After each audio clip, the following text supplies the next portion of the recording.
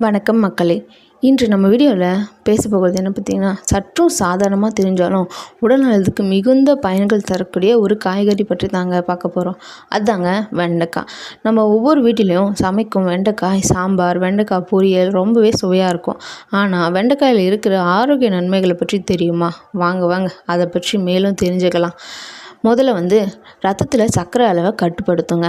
வெண்டைக்காயில் இருக்கும் மிசுலேஜ் அது ஒரு ஜெல்லி மாதிரி படியும் தாவர பஞ்சுங்க. இது குடல் வழியாக சர்க்கரையை உறிஞ்சப்படும் வேகத்தை குறைக்குதுங்க. அதனால தான் டயபெட்டிக் நோயாளிகளுக்கு இது ஒரு நல்ல உணவாக செயல்படுகிறதுங்க. இரண்டாவது, ஜீரண சக்தியை அதிகரிக்கும். வெண்டைக்காயில் விட்டமின் ஏ, பி மற்றும் சி அதோட டயட்ரி ஃபைபர் அதிகமாக இருக்குது. இது குடல் இயக்கத்தை சீராக்கி மலச்சிக்கலையும் தவிர்க்க உதவுதுங்க. தினமும் வெண்டைக்காய் சேர்த்து சாப்பிட்டா ஜீரணம் நன்றாக நடைபெறுங்க.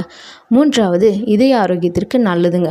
வெண்டைக்காயில் உள்ள ஆன்டி ஆக்சிடென்ட் குறிப்பாக ஃபாலிஃப்ளன்ஸ் இருதயத்துக்கு பாதுகாக்க அளிக்கிறதுங்க. இது மட்டும் இல்லாமல் கொலஸ்ட்ராலையும் குறைக்க உதவுதுங்க. நான்காவது, தோல் மற்றும் கூந்தலுக்கு நன்மைகளுக்கு ரொம்ப நன்மை இருக்குதுங்க. வெண்டைக்காயில் விட்டமின் சி அதிகமாக இருக்குது. இது சருமத்தை காக்க, பளிச்சுன்னு வைக்க, கூந்தலை மினுப்பினுப்பாக இருக்கிறதுக்கு எல்லாமே உதவுதுங்க. வெண்டைக்காயில் இருக்கும் நீர் மற்றும் நார் சத்து உடலை உள்ளிருந்து ஹைட்ரேட் பண்ணுதுங்க.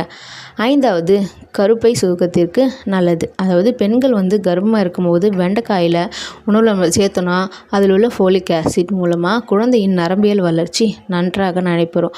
அதனால தாங்க கர்ப்பிணி பெண்களுக்கு இது ஒரு நல்ல பரிந்துரைக்கப்படுதுங்க. ஆறாவது, எடை குறைப்பதற்கும் உதவிகரமாக இருக்குங்க.